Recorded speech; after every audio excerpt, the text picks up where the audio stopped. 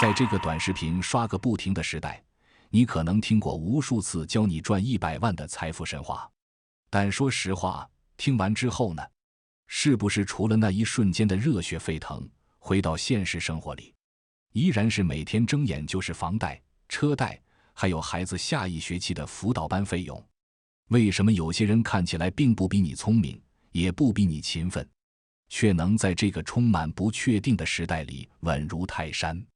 财务状态像滚雪球一样越来越大，而我们大多数人却感觉自己像是在滚筒洗衣机里的蚂蚁，拼命在跑，却始终留在原地。今天我不跟你聊那些虚无缥缈的创业蓝图，也不带你看那些所谓的风口，我想带你深度拆解一本足以改变你下半辈子财富轨迹的圣经——托尼·罗宾斯的《钱7步创造终身收入》。这本书的含金量在哪里？作者花了半辈子时间，不是去问那些投机倒把的暴发户，而是坐下来面对面地请教了全球50多位真正掌控财富密码的顶尖大师，包括大家耳熟能详的巴菲特、达利欧。他把这些大佬们从不对外说，甚至写在遗嘱里的核心逻辑，浓缩成了7个普通人也能照着做的硬核步骤。对于咱们30多岁、40岁的人来说，体力在下降，容错率在变低。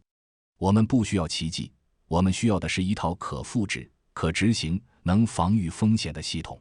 接下来，请耐着性子听我把这7步拆透。这不仅关乎钱，更关乎一个男人的尊严和选择权。第一步，给你的财富水箱止血。很多兄弟跟我抱怨说现在钱难赚，但我看了他们的账单后发现，他们的问题不是造血功能不足，而是失血过多。在理财界有个著名的拿铁因子理论，但我更愿意把它称之为中年人的慢性自杀。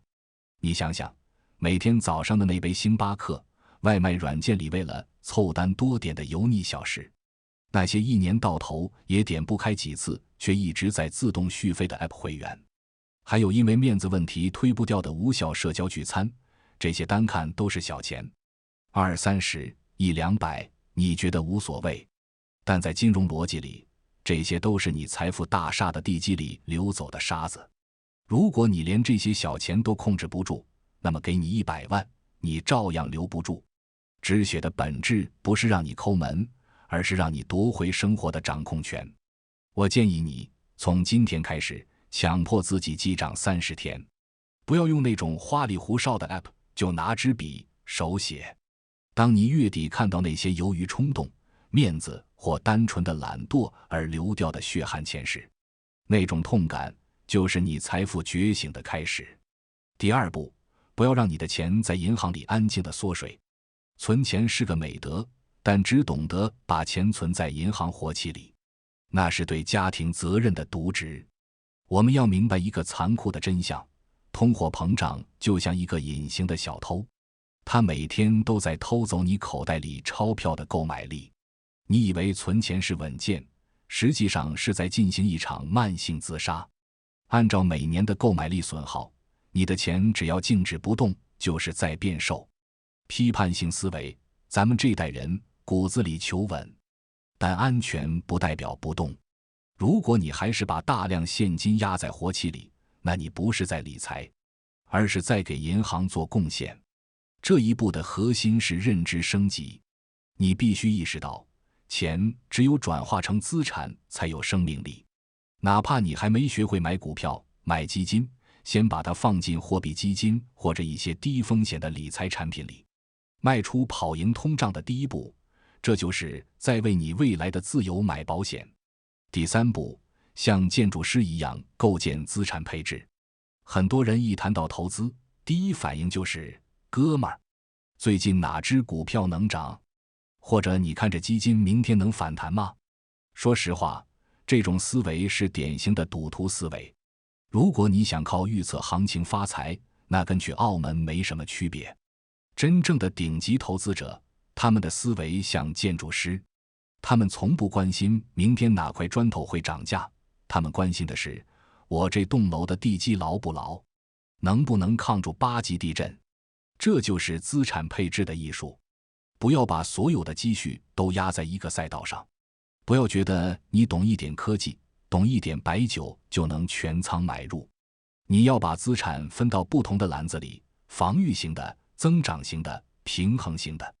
对于咱们这种上有老下有小的中年男士，不要追求极致的爆发，要追求长期的稳健。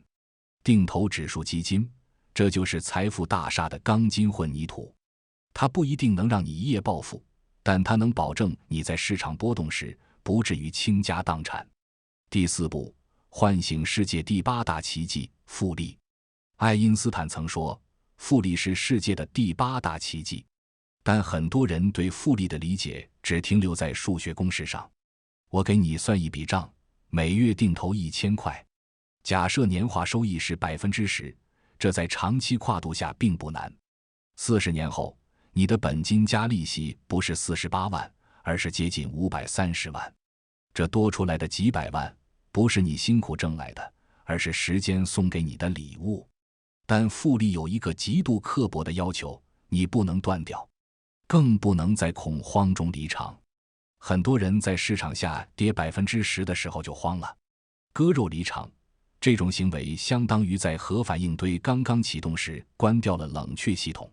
复利只奖励那些能忍受孤独、能看穿周期，并且能够忘记自己在投资的人。在理财这件事上，有时候无为才是最高级的财富智慧。第5步，警惕那些偷钱的隐形老鼠。当你开始构建你的财富系统，会有2只老鼠悄悄溜进来分你的羹，一个是投资成本、手续费，另一个是税收。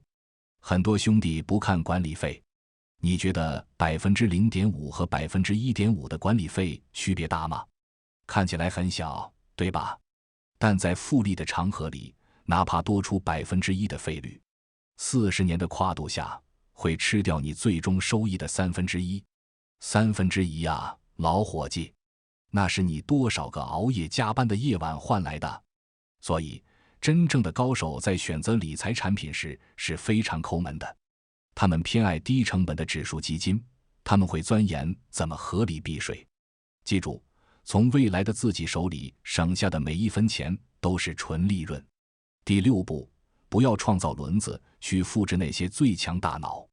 我们这个年龄段最忌讳的就是自以为是。在投资这个领域，平民和天才的差距比人和猴子的差距都大。既然如此，为什么我们要自己去摸索呢？为什么不直接抄作业？托尼·罗宾斯在书里给出了最实在的建议，直接复制桥水基金创始人达利欧的全天候战略，或者看看巴菲特给普通人的建议，买入标普500。达利欧的逻辑很简单，无论经济是通胀还是通缩，无论市场是繁荣还是萧条，总有一部分资产在上涨。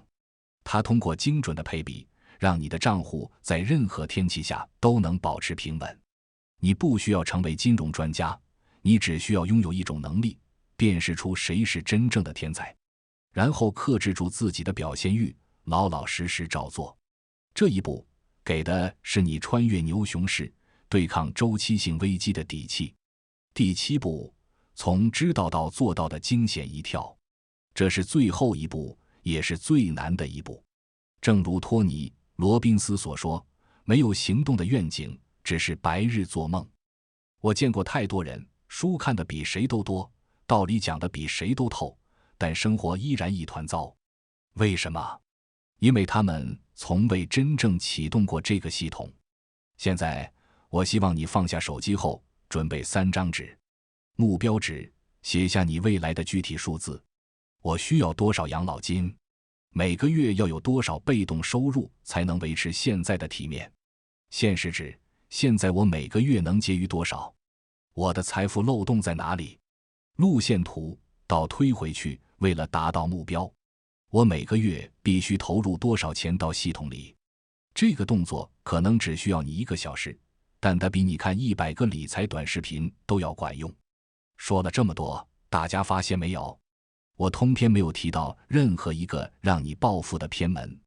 我们应该明白，钱本身并没有什么了不起，那一串数字背后其实是一个人的底气。钱的终极意义是什么？